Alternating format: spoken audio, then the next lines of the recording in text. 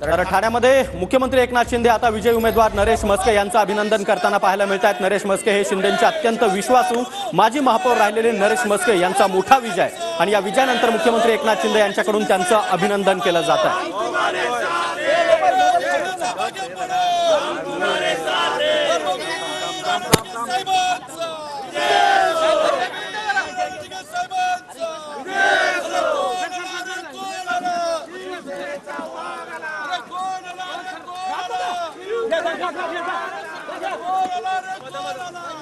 तर मुख्यमंत्री एकनाथ शिंदे हे नरेश म्हस्के यांच्या भेटीसाठी दाखल झालेले आहेत। जोरदार घोषणाबाजी या ठिकाणी सुरू आहे। नरेश म्हस्के यांनी विद्यमान खासदार राजन विचारे यांना पराभवाची धूळ चारली आहे आणि त्यानंतर मुख्यमंत्री एकनाथ शिंदे हे नरेश म्हस्के यांचं अभिनंदन करण्यासाठी त्यांना शुभेच्छा देण्यासाठी या ठिकाणी पोहोचले आहेत। जोरदार घोषणाबाजी कार्यकर्त्यांकडून सध्या सुरू आहे। दोन मतदारसंघ अतिशय महत्त्वाचे होते एकनाथ शिंदे यांच्यासाठी। एक म्हणजे कल्याण जिथून त्यांचे पुत्र उभे होते श्रीकांत शिंदे आणि दुसरा म्हणजे ठाणे जो की त्यांचं बॅटल ग्राउंड आहे।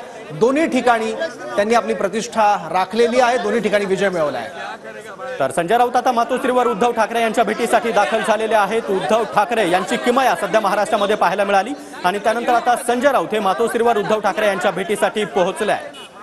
तर संजय राऊत हे आता मातोश्रीवर उद्धव ठाकरे यांची भेट घेणार आहेत। काही वेळापूर्वी त्यांनी पत्रकार परिषद घेतली, त्यात मोदींवर टीका केली।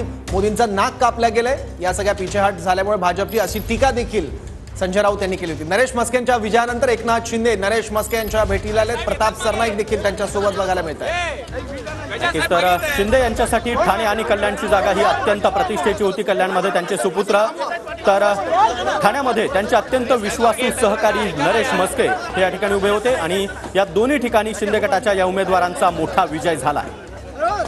सध्या देशातली आकडेवारी आपण बघितली तर 295 जागांवर एनडीए हे सध्या आघाडीवर आहे, तर 230 जागांवर इंडिया आघाडी आहे।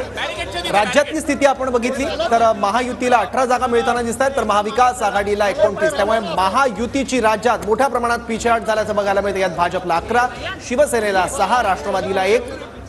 तर काँग्रेसला या ठिकाणी सर्वात मोठा पक्ष काँग्रेस बनताना दिसतोय। 12 जागांवर काँग्रेस आघाडीवर आहे।